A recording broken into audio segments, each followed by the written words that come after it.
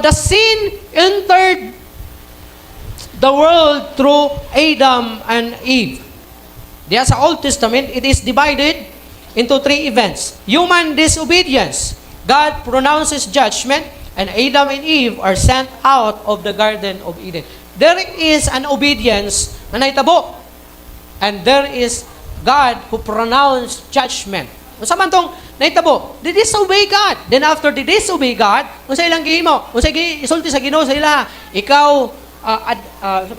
ikaw bitin, butangan nako o kining butangan nako og gap between kanimo ug sa tao o sa babae. Kung maunhan nimo ang babae o ang tao, paako nimo yan tikod. Pero kung maunhan ka, pukpuko ng imong ulo, hantod mamatay ka. O tanang adlaw sa imong kinabuhi, magkamang ka, magkaon ka, o abog sa yuta. Ano yan judgment sa bitin? Katong Satanas. O ganyan niya ang babae. Ikaw babae, kay kasala man ka, makasinati ka og kasakit sa panahon sa imong pagpanganak. Pero mangandoy gyapon ka sa imong asawa. Bisag moingon ka nga, sakto na ning usa.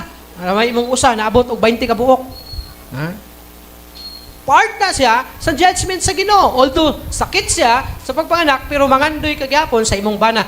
Ang judgment sa lalaki kay Adan, kay ikaw Adan nakasala man ka, sa iyang gihimo. Tanang adlaw sa imong kinabuhi, magpaagas ka sa imong singot aron ka makakaon. Maghago ka,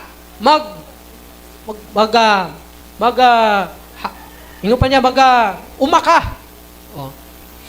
Unya, dili ka makakaon kung dili ka magpaagas sa imong singot. Unya, ang yuta, nga imuhang ugmaron, dili mo undang sa pagtubo ang sagbot o labi na ang sangpinit. O, mo na ingon sa Ginoo. That is judgment. And then, naman isa, sent out. Tanawa, buhong sila sa sulod sa Garden of Eden. Wala na sila naghago, wala na sila nagtanom, wala na sila gihimo sa laktod na pagkastorya, kay tunay daghang pagkaon dito sa Garden of Eden. Pero sa dakasala na sila, gihingin lang sila sa Ginoo. Ingon siya, hawa mo diri sa Garden of Eden. Ingon pag-ani si Adan, ingon niya, may tago ang tao, pero nasakpan sila sa Ginoo, gina sila sa Ginoo, hawa mo diri Tanawa. Buhong sila, pero kay nisupak man sila sa Ginoo, nakasala man sila sa Ginoo, may resulta sa punishment sa ila o may resulta sa pagpahawa sa ila sa usa ka abundansya nga dapat. The same pud na sa tua. If we commit sin against God, laumi nga there is drought diya sa ato ang kinabuhi.